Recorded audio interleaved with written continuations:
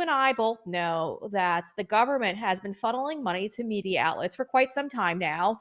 And it's pretty much propaganda. So they're taking our money and they're shifting it to the media outlets. And then they've got pretty much a lot on them and they're compromised. And now they have to push the propaganda that the regime at the time wanted. So Americans are now finding out that they can audit their own government. And they're going through all of this and finding where all of our money's been going for these last few years. And surprise, surprise, they're going to New York Times, Politico. I believe I saw BBC also on the list. All of these outlets are taking money from our government. Your reaction to us uncovering all of this, because I think it's very interesting. So I think it's kind of an open secret that the U.S. media has been compromised by corporate uh, funding for a long time, advertising and so forth. But I think that, in a way, there was sort of a cloud, a veil over these media outlets for a long time because there wasn't really any accountability mechanism for the American people to turn to.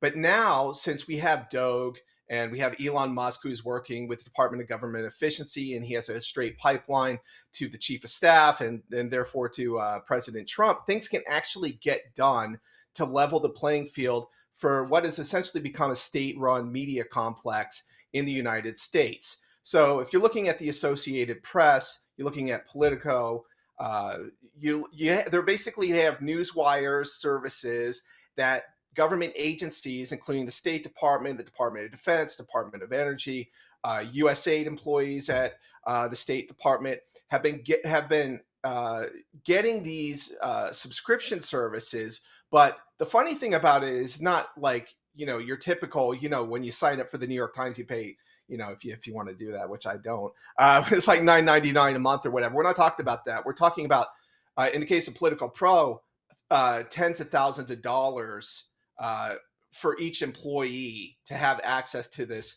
service. So when you have Politico, which has they have Politico, the Standard, which is that, the advertised side, and then they have the Newswire, then they have the magazine.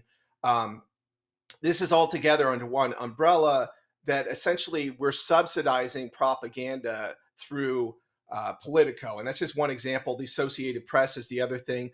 And when you start drilling down on each one of these contracts, you find a lot of overpayment, like extremely high payments. So there's a markup or premium, and that is essentially an old school money laundering scheme that you see, an influence buying scheme that you see throughout the world.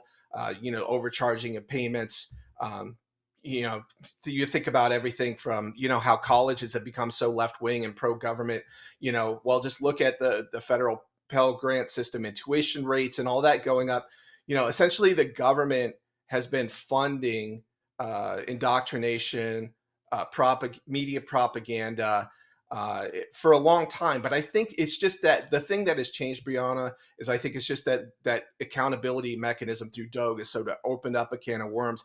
And now that we have some, freer speech type platforms like Rumble and X, now we can start to really talk to each other. And what I find fascinating over the last week is that the American people are talking about things that matter now.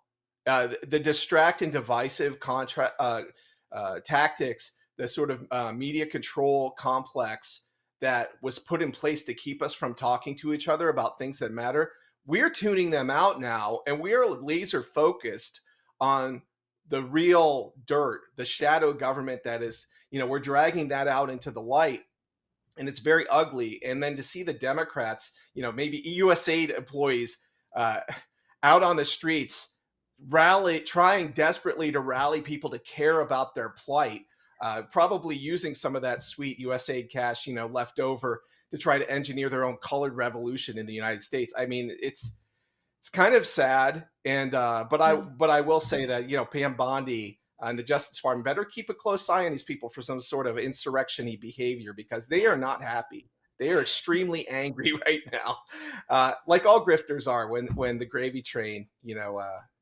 runs into the ravine. If you're enjoying tonight's show, make sure you guys hit that thumbs up button, because I greatly appreciate when you do so, and share my content with a friend.